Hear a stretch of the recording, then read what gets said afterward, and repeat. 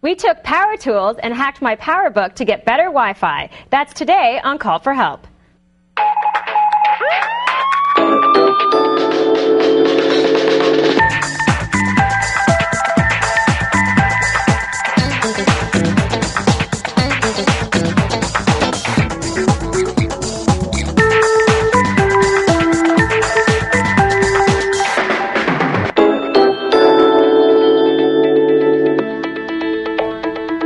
Oh, it's time. Hey, what? You know, I just sit here in between shows like this. And then they turn the camera on, and it's like, oh, welcome. It's time for Call for Help. I am Leo Laporte. This is the show you've been looking for your whole life. I'm not kidding. You've always wanted, I know you have, you've always wanted a show that would take technology and all this stuff that's changing, that's making such a big difference in the world, changing everything we do at work, at home, at school, at church even, and learn about it and be able to use it and understand it. And that's what this show is all about. It's not, about geeks. It's not, but geeks are involved. I'm not going to name any names. And it isn't about, jargon. It's about taking it and making it accessible and easy for you to use. Ladies and gentlemen, may I introduce my co-host, Amber MacArthur. Hi, Leo. You're going to hack your PowerBook? Yep. Hacking my PowerBook. Do you know what a Dremel is? Yeah. Those little saws? You're not going to take a Dremel to that, are you? Not this PowerBook. This is the set PowerBook. I had to do this to my own PowerBook, and I took a Dremel to it. Mm-hmm. I know. Oh, my gosh. It's very exciting, but I have way better Wi-Fi. This is Patrick Norton territory. This is Yoshi territory here we're going into. And it helped your Wi-Fi. A lot, All right. Yeah. A little dental work on your PowerBook coming up. Also, speaking of Wi-Fi, Steve Gibson is here telling you the one and only ultimate way to protect your wireless network. Nothing else matters. Nothing else matters. And Jen Cutter is here to get me in trouble once again. Last time she was here, she got me hooked on this game called World of Warcraft. It certainly has impacted my productivity, let's put it that way. Now she's going to show you something called, Lua? L-U-A? Mods for World of Warcraft. She says it's Lua mods for WoW. I don't know. It's actually, even if you don't play World of Warcraft, it's become an amazing universe that people spend sometimes hours, many hours a day in. It's their life. That's what was happening to me. Oh, no. Oh, no, I'm not kidding.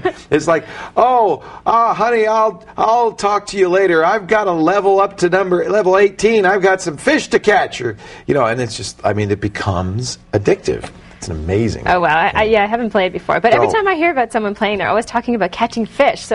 Jen's a big fisher.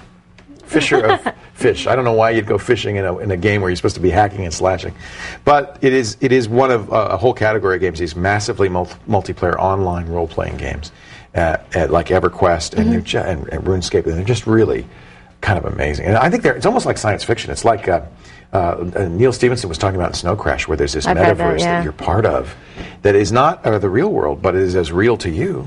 It sounds scary. Yeah, don't get involved. Stay away. Stay away from the Warcraft. I know, I'll try. Let's get our first call. All right, we have Terry on the webcam from Lindsay, Ontario. Or I could play a little World of Warcraft. No, all right. Hello, Terry. How are you? I'm very well, Leo. And yourself? I'm very well. And say hello to my good friend, Hi, Terry. Basil Coward on camera number one. How are ya?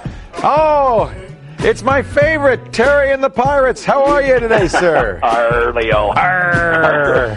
What can I do for you today? I have a question about background color on my screen. Now, I don't run a screensaver or wallpaper because I run Zoom text and it just because of the magnification. Yes, you don't want that to get in the way. Yeah. Right. So a lot of times I park my cursor down in the right-hand side in the corner so I can see messages coming in and that sort of thing. And I found that the best color for a background color is black because it's easy on my eye. Yes. But I'm concerned with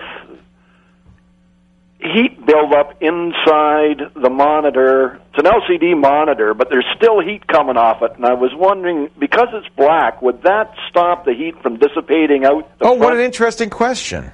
I want to try and keep the monitor for as long as I can, and I don't want to wear it out prematurely by holding in the heat. It was just something that popped into my mind. That's a very interesting, I hadn't really even thought about that. Let me just show folks a little bit about what you're up to here so that they can understand.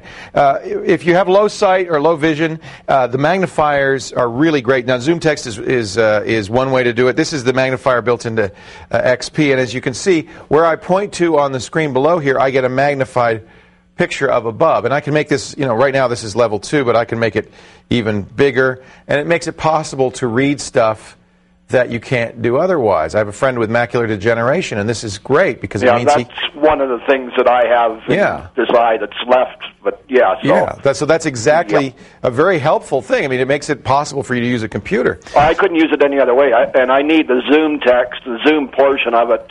Right.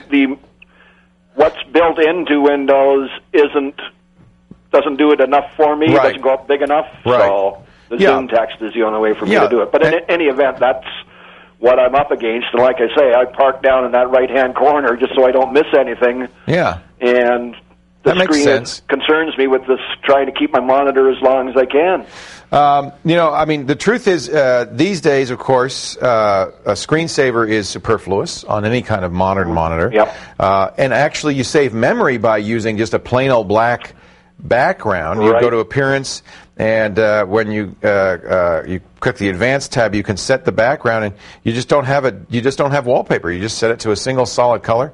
Right. But it's an interesting issue. He says because as we know, if you have a black car, it absorbs heat better than white. It doesn't bounce the heat off. Right. So are we somehow going to absorb? Are you LCD or CRT? LCD. Yeah, that wouldn't matter on a CRT. Yeah, but there is heat coming off of it. Now, I watched one of your programs with you and Steve discussing screensavers, or Steve was actually. You were chatting with him. Yeah. He was talking about Wismo. And that's right. Well, maybe he knows. Let's mention that there was no heat that comes off the bulbs, and there is on mine, and not a lot. You won't burn yourself, but enough that I'm wondering, is it going to get trapped in behind the black screen and just not burn out, but...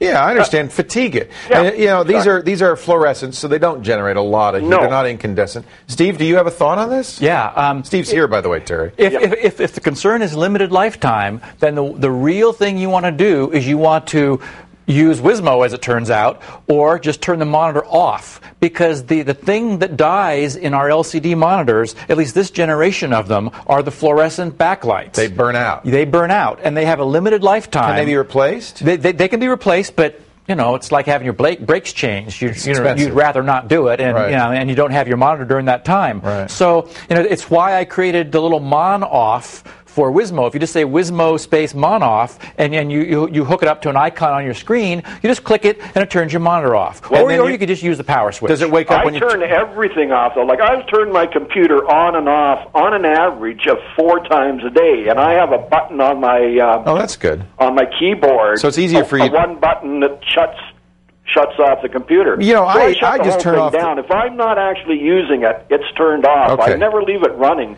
So what Steve's talking about really is hours of use, and it sounds like you're okay there. I don't think heat. I could tell you that heat is not going to be an issue. Okay. You're not changing the characteristics enough of that screen. Yeah, exactly. And you're still illuminating the screen behind the black. The only thing that's a good point. It's still lit. It's still lit. The only thing that's happening is that the LCD is shuttering the light, but not the heat from getting out on the front of the screen. So it's not that kind of a black. It's just shuttered closed is what it is. Exactly. It's darkened. It's a light valve that's just closed. Yeah, that was my concern, and that's what I thought too. I realized it was a color, and I just thought, well, is it because it's black, is it going to trap the light or the heat in behind? So the real issue is just merely hours that those bulbs are on. They last a long time. I would also say that excessively power cycling the system may not be good is also not good for it. My rule of thumb, and again it's personal preference, is if you're not going to use the computer for the rest of the day, turn it off. Right. But if you're going to leave it alone for half an hour or an hour, it's better just to leave it running, especially because nowadays. Everything cools down and heats up again, and cools down and heats up. And turning it on is when things normally blow out. Normally when you turn on a light bulb, that's when it blows because of the inrush current. Right. Yeah, well, that was a concern of mine, but I didn't want to ask too many questions in the one question because I had thought exactly that, and I realized that's what happens. Yeah, you fatigue it a little bit. Especially with today's modern computers, which go into low power mode. In fact, you can set your monitor, this is probably the easiest way to do it, instead of a screensaver, have it power off. And the hard drive. And the hard drive power down, although it will have that cooling effect if you're doing that. So. Well, I have a button on my monitor that I can shut the monitor right off. Yeah, and that's the same thing as the power off mode nowadays. And then just leave it on, leave the computer power running. I would. I'd turn it off at night. Yeah, well, see, I'm never sure how long I'm on it, off it, on it, off it. And instead of leaving it run, I just shut it off. Nowadays, computers, they go into low power mode. They use just a couple of watts. They're not using up a lot of juice, so there's not that energy consideration. I think as long as you have an Energy Star computer and it's low power. What do they call Energy Star in Canada? Do they have an Energy Star programming? Is it the same? Yeah, but I've never heard of it on computers. Yeah, Energy Star for everything. Oh yeah. Well, my computer's only a year old, so... Oh, it's Energy Star, guarantee you. Yeah. All right, Terry. Thank you very much. I appreciate your help. Thank you, sir. You have a good one. Coming up, it turns out achieving strong wireless security is not nearly as easy and obvious as it should be. Absolutely. We're going to learn how to avoid some of the common pitfalls. Our security whiz, Steve Gibson, is here. He'll talk about protecting yourself on Wi-Fi when we continue. Stay right here.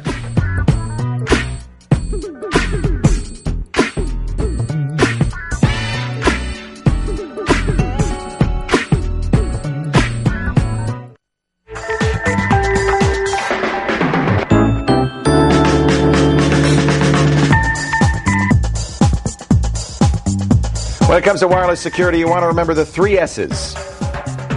I didn't know there were 3 S's. Yes, strong, safe, and secure.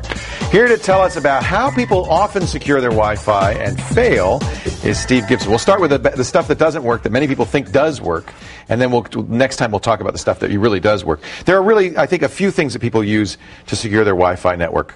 Of course, encryption is one, whether it's WEP or WPA. Another would be hiding the address so you don't broadcast the address out there.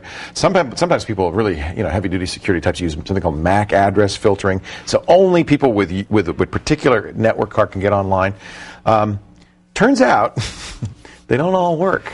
Well, it's funny because there's a lot of misinformation floating around. And, we've talked before about the real danger of leaving your access point, your own personal wireless network, completely open. Yes. All kinds of stuff can happen. We'll refer you back to a previous show for that one. And there are ways to encrypt your traffic, which are of varying strengths. Right. We've also talked previously about WEP encryption, where I showed the whole way WEP works and why it doesn't. Broken. Yeah. It's broken. It's bad. Okay. But there are other people who, and again, it's sort of like gossip out in the sort of the pseudo-tech community, saying that, oh no, all you really need to do is you use something called MAC address filtering. And the routers offer this technology. And in fact, when I go to businesses and places like, stockbrokers that are supposed to be really secure, they very frequently will use MAC address filtering. That seems like that's what security people feel like is the best way to do it. Well, it's crazy, too, because if we look at my little whiteboard here again, we have an access point and a laptop computer that are wireless. Well, the packets that go back and forth are Ethernet packets, because this is a wireless Ethernet network. Okay. Right. Inside of the Ethernet packet is the IP packet, and that's where we have the normal IP address, the source and destination port numbers and so forth, and the data.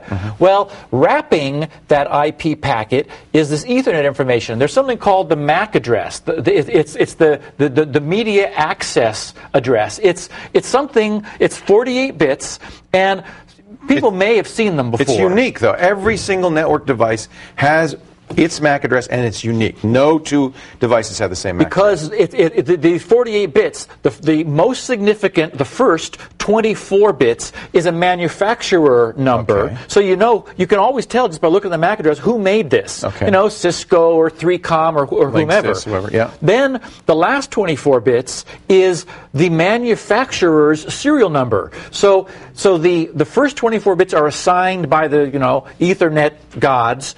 Then the other other 24 is just incremented every time they make an adapter. They increment it. So like 3Com will have its own 24 bits, and it's changing. Now, as we know, 24 bits is, what is it? It's lots. Billions. 16 million. 16 million. Oh, that's right, 16 million. Right. So unless they make 16 million cards, we're okay. Yeah, and if they did, they could ask for another prefix in order to extend for another one. So the reason that's important is the way Ethernet works, you should not ever have two things with the same MAC address, because just like on the internet, you can't have two IP addresses the same. It's got to be unique. Every human has a different phone number, or you wouldn't be able to call anybody. Exactly. Okay. So anyway, the idea is that these are just on the front of the packet. So you can tell the access point to only accept packets that are coming from the MAC address of your laptop. Oh, see, now there's good security. So I set up my access point. I say, only allow these 4 people, these 4 laptops to connect. Right. Wouldn't that work?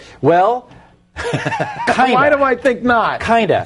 What that's good for is the first aspect of the problem we talked about, the open access point, where your neighbors are by mistake, they're using your connection. Right. If you don't want that, then this MAC address filtering, which is available as an option in routers, you're able to take a look at the connections table in the router to see what's currently associated with the router. You could say, that'll let this show guy the in MAC there. address. Okay. Then you're able to copy that into the permission. So what the MAC address filtering would do is keep inadvertent use of your access point. Right. Well, what about bad guys? Bad guys won't be stopped by this at all. Really? And that's the important thing here.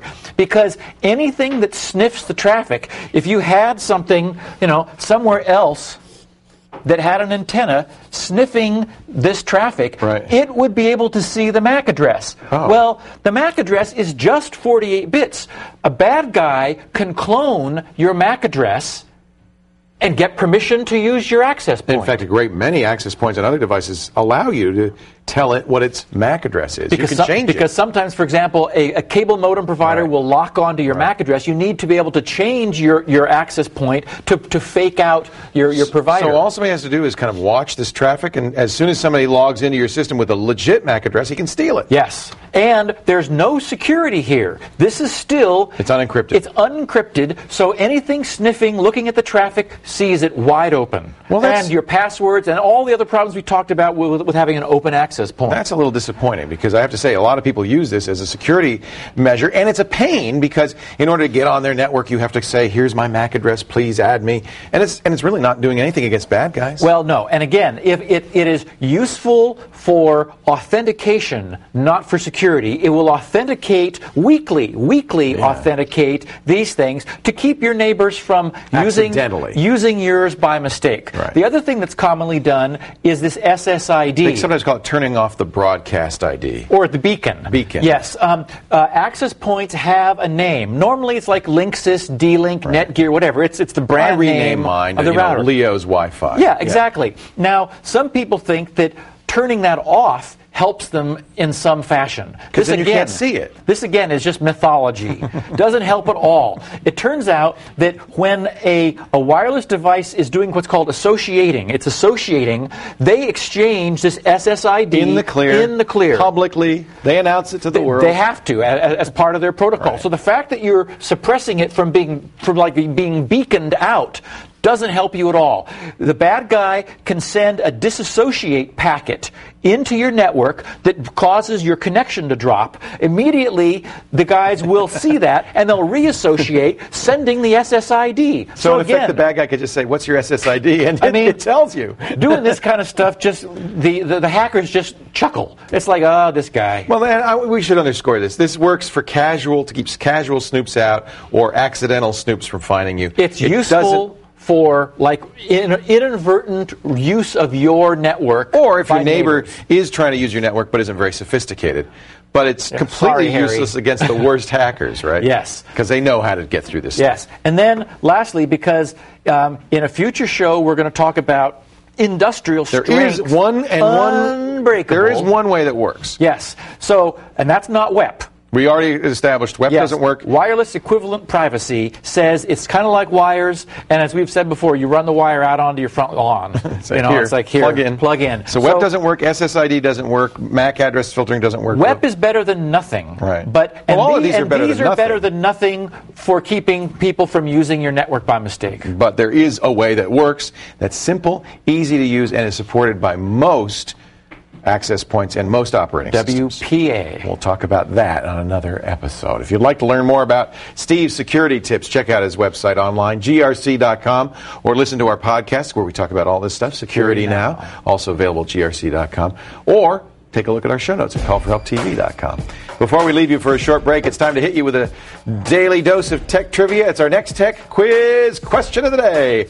Who was Sega's mascot prior to Sonic the Hedgehog? Was it Alex Kidd, Donkey Kong, Super Mario, or Crazy Carruthers? That's a good one. I like it. Get to the website. Give us the answer. Who do you think it was? Before Sonic, who was there? We'll talk about it when Call for Help continues.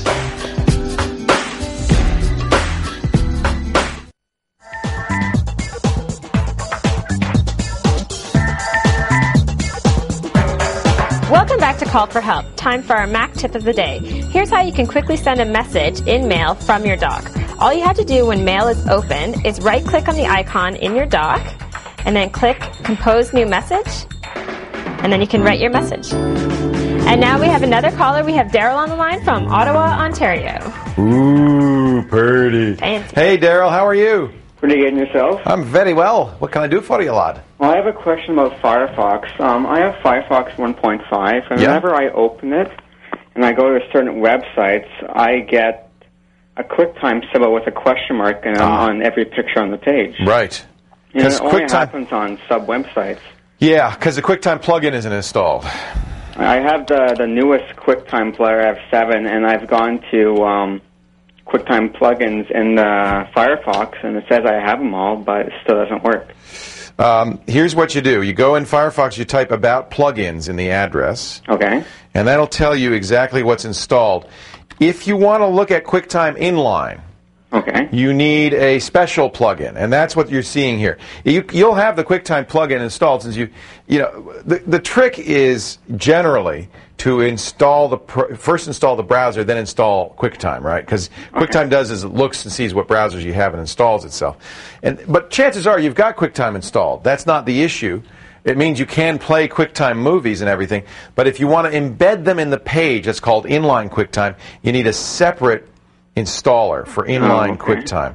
And to do that, you can tell what you've got by just doing About Plugins. You can see we have all these different QuickTimes. But the key is to get the inline. So I think if you do a Google search for Firefox, QuickTime, and inline, you'll find the plugin. Let me see if I can find it. That will allow you to support inline QuickTime movies.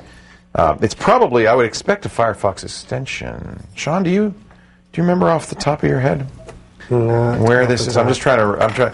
We'll put it in the show notes, but I think you could do a search for it as well. It's an additional install. Oh, okay. And I'm not sure why. I don't know if that's an error. Well, that's weird because it was working. I have a new laptop, and when I first got it, it was working perfectly fine. But then you went to QuickTime 1.5. Yeah, and I went to the QuickTime update, and then all of a sudden it stopped. As soon as now you have a new version of QuickTime on there, you have to update the plugins as well. Oh, okay. Yeah, it may be just reinstalling QuickTime will do the job. Oh, okay. I would try that right now, and then I do remember, and I'm seeing if I can find it here. I do remember that there is a QuickTime inline installer that will also get the job done. Let me just see if I can. I can't find it, of course, off the top of my head. But that's what you're looking for. Just try reinstalling QuickTime. That should do the job. The reason is now you're using as we tape the show that Firefox 1.5 is beta. Yeah. Right. So you're not using the latest. You're not using the release version of Firefox. You've got a whole nother version that's a little bit different. Oh, okay. Yeah. So I would say. By the way, I love 1.5. Don't you? Oh, yeah, it's a lot easier. Everything's so quick. Yeah, I think they really did a nice job with it, and I'm sure it will be released soon. It does work with inline QuickTime, but I think you just need to reinstall. I would say reinstalling QuickTime will probably do the job. It may be that the QuickTime version that you installed didn't also know about 1.5. You might make sure you have the latest 703 of QuickTime. Yeah, I think that's what I have, because I just got it like a couple of days ago. Yeah, I think that just reinstall it and see what happens. Okay. All right, Daryl. Well, thank you very much. Thanks for the call. And I love your show, and keep up the good work. Keep watching. Thank you. All right. That's something to remember in general. When you upgrade your browser, you may need to reinstall the plugins, things like, all of the stuff that the browser doesn't do but calls on another program to do. Often, like Java and QuickTime, they have to be reinstalled.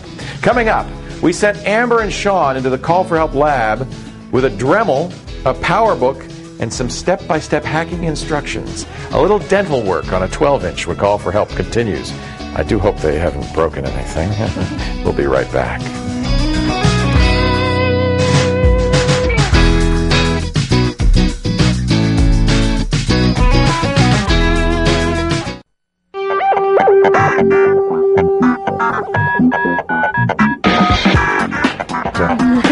Hi, welcome back to Call for Help.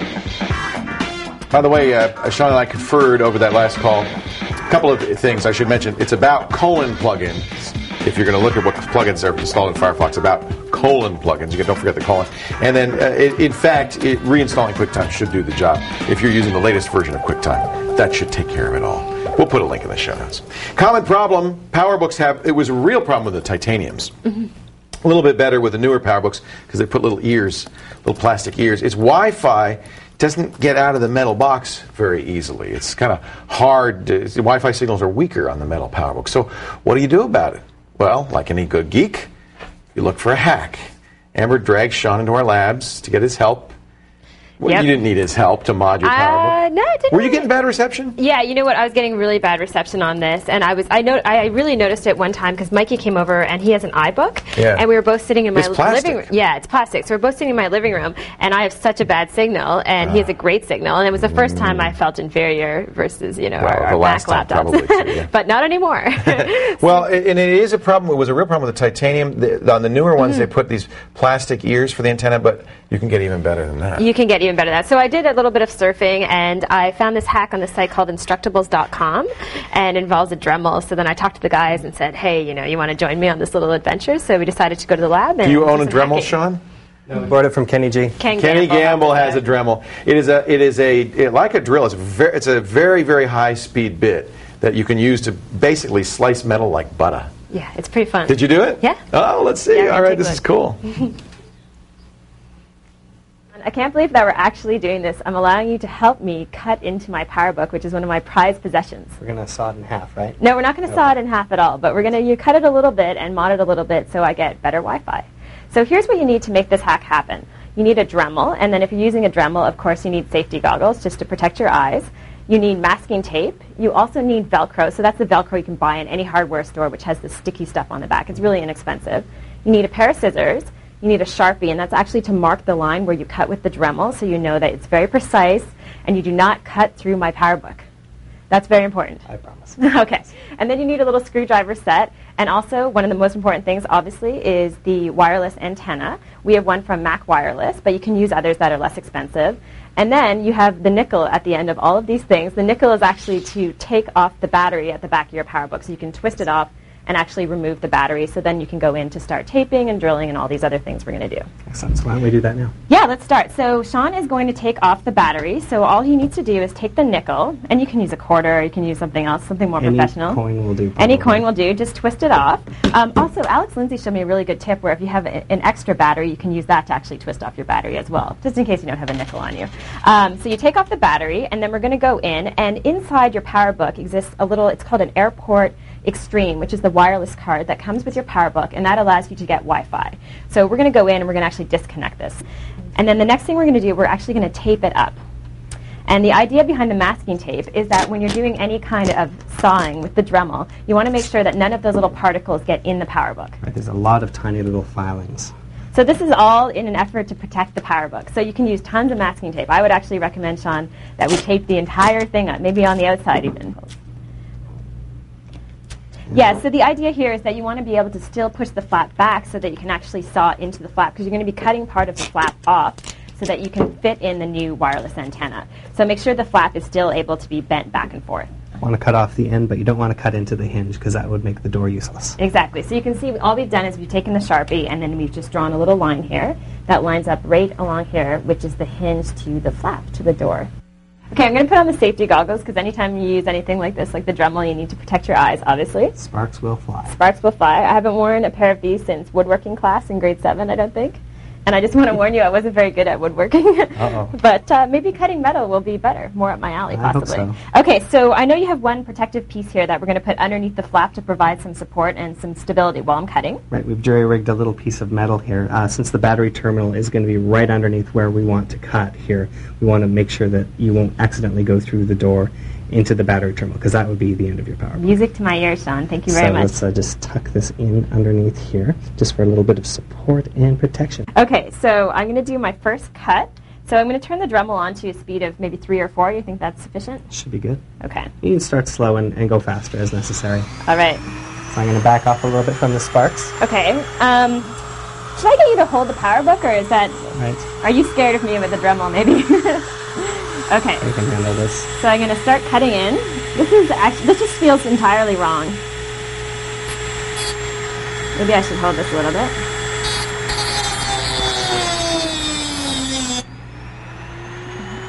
This is a very uncomfortable feeling. So it's drilling quite easily, actually. Okay. So we may want to put that flap up now and try that. So we'll turn it up. And so the idea is we're just sawing off this piece here. I'm going to go kind of slow so I don't go through my power book. I don't know if Apple's ever going to talk to me again after they see this. Okay, so it looks like we've gone through. Okay. We've still got a little ways to go there on there. This is kind of like the final cut.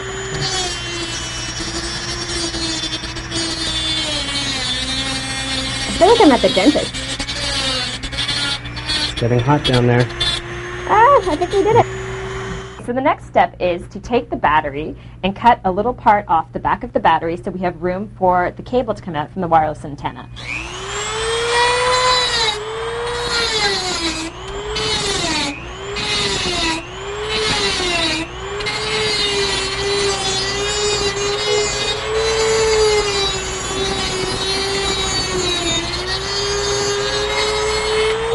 We've taken off all the masking tape, so now it's time to finally put the Airport Extreme back into the power book, and then we're going to connect the wireless antenna. Yes.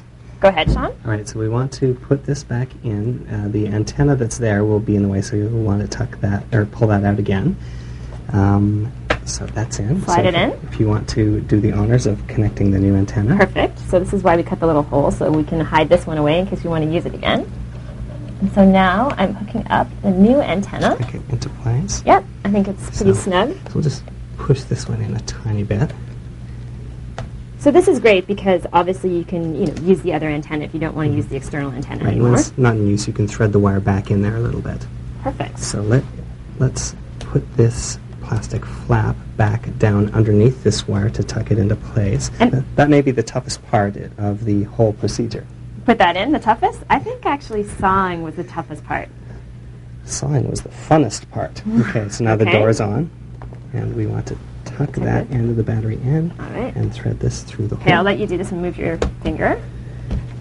Okay. And it's in place. It fits perfectly. We'll flip the power book over. Go this way. And one thing you'll notice is it's a little unstable, obviously, because we've put the wire on the outside of the power book. So you need to get maybe new feet, and you can saw them off a little bit so you can attach them again to the bottom of the power book to stabilize it a little bit. This hooks onto the back. And we're apart finished. from the feet, we're ready to go. Better Wi-Fi. And to prove it, here it is. Yes, it's the there. operated device. The operated device. So I had a chance to take it home and test it out because, as I mentioned before, I was having problems in my house, and I had better Wi-Fi. How much better? I mean, I don't know in terms of like the signal bars? strength. Yeah, bars, but I had full bars compared to having about 2 bars. Oh, well, that's normally. a big difference. Yeah, so it's a big difference. An external antenna would make sense. It would make a lot of difference. Yeah, exactly. Now, how much was this one? This is about $59. This is from Mac Wireless. I know, this is expensive, but I just want to say on Instructables.com, this is the antenna they suggest using, which is $15. It's, very similar. Yeah, the problem is we had to order it from Florida, and it took a while for the part to come in. So you can imagine that you can do this hack for about probably $20, $22 or something like that. It's not too much. The key, as always, on all Wi-Fi, is that U.S. Federal Communications Commission mandated that these connectors, the pigtails that come off the card, be different for every single device. Now, this is standardized, but you have to get on the other end of it the right pigtail, for an Apple AirPort. Yeah, and that's what's nice about Instructables.com is the guy who put this hack online. He told you this is the exact one he said to order. Right. So but then you connect it. That's standard, the screw thread, but this is what you have to get that's unique to exactly. So we had used this, as I said, just because we couldn't get that part in time. You'd be able to use it with this now. Yeah, it works really, really well. I've been using it all over the place. It's this thing, the pigtail, that's got to be specific to whatever device you're using. But that would work with anything. The airports, the flying saucer airports, same thing. The older ones you didn't have it. Now you have a little connector, but the older ones you didn't. You had to drill a hole in it. Drill a little hole. Yeah, it was fun. Keep that Dremel. It's helped a lot, I have to say. Even when traveling around, going to Starbucks, I'm able to pick up Wi-Fi much better. Sure. Oh yeah. I think a Dremel is a handy thing to have. Keep that around. Who knows what else we could operate on, Mikey? If you're looking for more about hacking your PowerBook, visit callforhelptv.com. And remember, gang, safety first. Always wear goggles when you're taking a look at that outrageous control room crew. We'll be right back in just a bit. I wonder what else we could hack around here. Okay. 9, 8 commercials, 7. Standby commercials. 6 product commercials. 4, 3 roll commercials. 2, 1, and fade.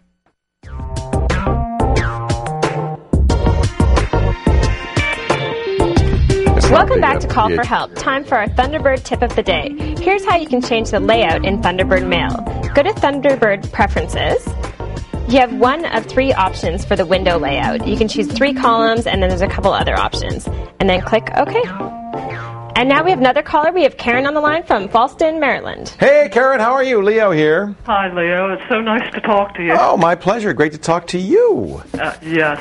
I recently bought a DVD, a Sansui brand, and I got the smarts, and I thought, well, I'm going to start recording my record collection.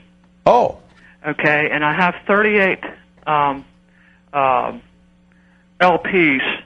Right. Recorded onto 3 different DVDs. Oh, cool. Okay, now, the problem I'm having is there's 3 files on each disc. One is a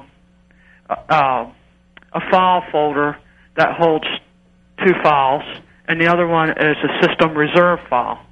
And when I try to put all of them on my hard drive of my computer, of course, they all say the same thing.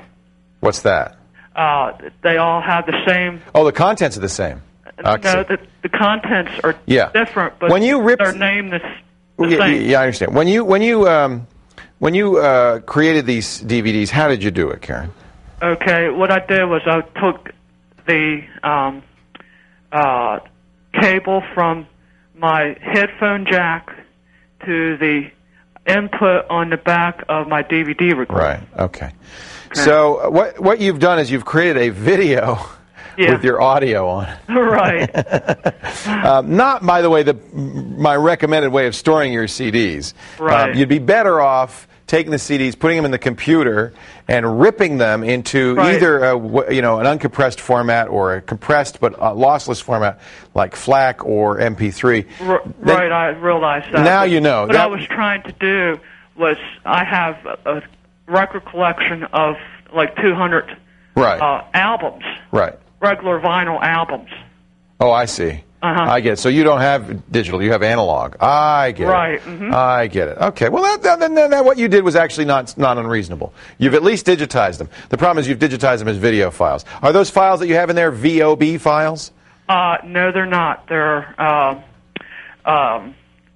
underscore MANGR. You got me at a okay, that's fine. minimum because I've got one thing I would do is make sure that you close the DVD. Okay. It sounds like it's not closed yet. So what you finalize the disc, that will burn a table of contents onto that disc, and suddenly what you'll see is a VOB file. Okay. That VOB file contains both audio and video. Of course, there's no video, but it will have the audio. Then you're going to need to use a program like this. This is this DVD audio ripper from ZeliSoft, or M2's DVD audio ripper. These are programs you could try for free for 30 days, and then they're $30 to buy. And what it does is it takes the audio off a DVD. Now, they're really intended for taking the soundtrack off of DVD movies, but That's what you've got. It's a DVD movie with no video at all, but just audio. So the first thing is finalize that disc to turn it into a DVD that you could play in any DVD player, not just the Sansui.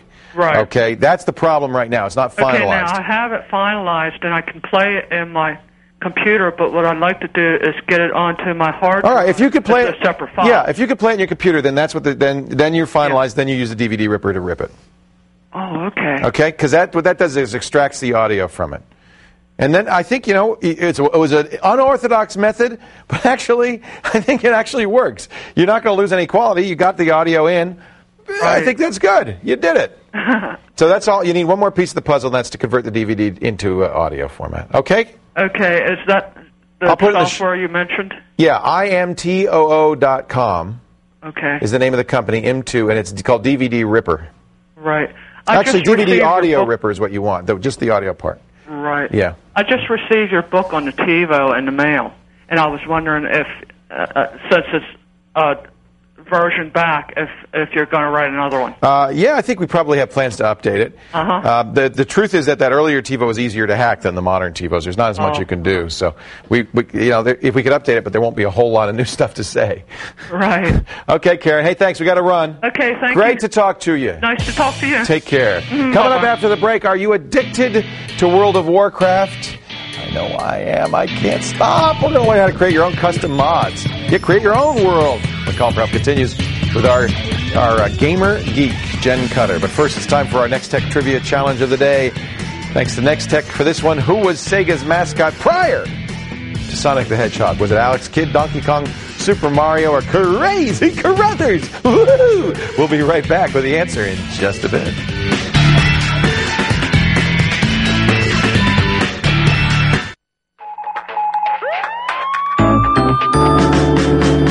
Welcome back to Call for Help. Before the break, we ask you, what was Sega's mascot prior to Sonic the Hedgehog? I bet Jen Cutter knows. Donkey Kong, right? No. Alex Kidd? Who's Alex Kidd? Do you know who Alex Kidd is? I think it's some comics, though. Well, I'll tell you, I hope you got that right, because I sure didn't. It wasn't Donkey Kong? All right. Once upon a time, Blizzard released a game called Warcraft. Warcraft spawned Warcraft 2. And then something terrible happened. World of Warcraft. The most addictive game ever released. Once released, thousands, millions of people became hooked and could never play again. I had to delete it from my system. However, there are others who have found a way to modify the game's look and user interface, tweak it to their own liking, and make it their own world. Here to show us how Luas are made, our own gaming whiz, Jen Cutter, the hack master. So, a Lua is look and user... What does it stand for? Lua, it means moon in Portuguese. It's a scripting language. Oh. Kind of like object-oriented. But it doesn't come from Blizzard, the creators of World of Warcraft. It doesn't come from Blizzard, no. It's open source. Anyone can use it. Anyone can learn it. It's very handy. Show us. What do you do with it? Well, a lot of things. Like I said, it's standalone, and it's used in World of Warcraft. You can use Lua script and XML to modify the user interface for World of Warcraft. Blizzard left it wide open. They said customize the game. They did this on purpose? They did it on purpose, and it was brilliant up there. Because they've been kind of cautious about other people creating Blizzard-compatible servers and things like that. Yeah, that's emulation, and that's definitely... But you are allowed to mod... Well, show us what you could do with Lua. Well, one of the best part is how simple it is. It's actually a great way to start if you're interested in coding, because it's so simple, and Warcraft is a perfect test environment. Right. Because no matter what you code, however bad it is, you're not going to erase your character. It won't You're crash. not going to hurt your system. Okay. You're not going to lose just might experience. Look bad. Yeah, like Warcraft might come up with all these errors, but... So this is the code, and this is the code. If-then, typical programming. Typical Had you done stuff. any programming before? I did, and actually I ran into a bit of a roadblock when I was trying to set up my own Lua thing, because there's so many great mods out for World of Warcraft. It's like, I need something to help me with my mining, and it was already out there. Oh, okay. So there wasn't much to write. there wasn't much for me to write. Show us what the result... Now, are we going to run this code? We're going to run this. This is something called Talent Save. Like, as you know, when you gain levels, you get talent points every other level. Yes. And it's really, once you distribute those talent points, it costs you money if you want to redistribute them. So You're if you put in the wrong thing, you're stuck. So this is called Talent Save. So all it is, it's a very, very simple little add-on where if you want to, select, for me, my priest, if I want to select like a shadow talent, it'll say, hey, are you sure you want to select this talent? It's just a dialog box. That's it. So you don't do it by accident. So it's this little thing, like as you can see, like button 1, yes, button 2, no. So this is a good start, way to start. I can see, yeah. It's great to look at this stuff and just see how it's done because it's so simple. It's all laid out. There's always tons of comments in there too. So have you hacked your user interface like I have. to the When you ninth see degree? mine, I want to see your user interface. very far from the And did you do it more for fun or because it actually helps you play? I did it because it helps me play. There's all kinds of packs that you can get. It's completely different. You've got buttons all over. Buttons all over. I've got bars on the top and bottom with all my status, so I don't have to open any other windows. So we're actually in. This is the game itself. This is the game itself. Is this your character? This is my level 22 priest. She's a priest? Yeah. She's a druid priest? This is my priest. My druid's a different character. Okay, well, what she's a human priest. She's a human priest. See, I'm an undead priest, so we wouldn't get along. No, we'd be fighting. She's Alliance, I'm Horde. See, I know this stuff. Okay, so this is my talent there's window. Your talent window. So we've turned on talent. So talent safe is on. So now let's say I accidentally clicked on shadow focus. Are you sure? Do you really want to learn this? See, the game doesn't do that. It'll just go boom. It'll just go boom, and then you're paying actual gold pieces to get it reset. I also like how you can rearrange the buttons. So does this help you play better, you think? It does. There's actually all kinds of downloadable packs. You don't have to get them individually. You can get like priest packs, druid packs, hunter packs. Oh, because priests do different things. Priests do different, like we need to see all the health, whereas if you're a hunter, you need to keep track of your pet. Right. So there's different pet calls and warriors. I like it that you can have multiple, because in the normal interface you have to scroll through all of the different button controls. This way you can have different toolbars up. What Blizzard has been doing, they've been kind of swallowing whole a lot of the mods that are out there. So like the action bars here didn't used to be here, like the second level of bars. Oh. And then it was such a great idea that Blizzard in a later patch. This isn't Lua? This isn't Lua now. Oh. It used to be. I used to use something called Cosmos to do this. So I can do this now. You can do this now. Oh, very cool. So for somebody who wants to learn programming and is a World of Warcraft player and maybe wants to improve, Lua might be a good place to start. It's a great place to start. It's a great environment to play in. And hey, it's Warcraft. Oh, I love Warcraft, but far too much. It's just a dangerous thing. Jen Cutter is the host of her own wonderful, free, downloadable gaming and technology show.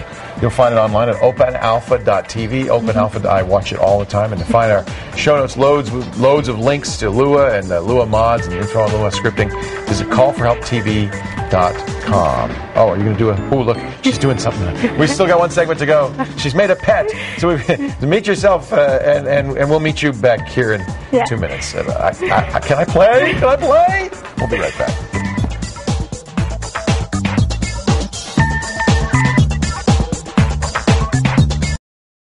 1970 Pontiac Firebird, the car I've always wanted, and now I have it. I rule. I roll.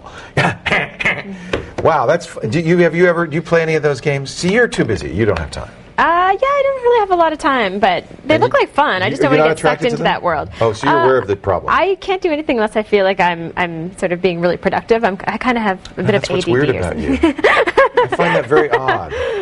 Do you recreate at all? No, I don't. Mikey gets mad at me because I don't. You feel guilty when you recreate? Kind of.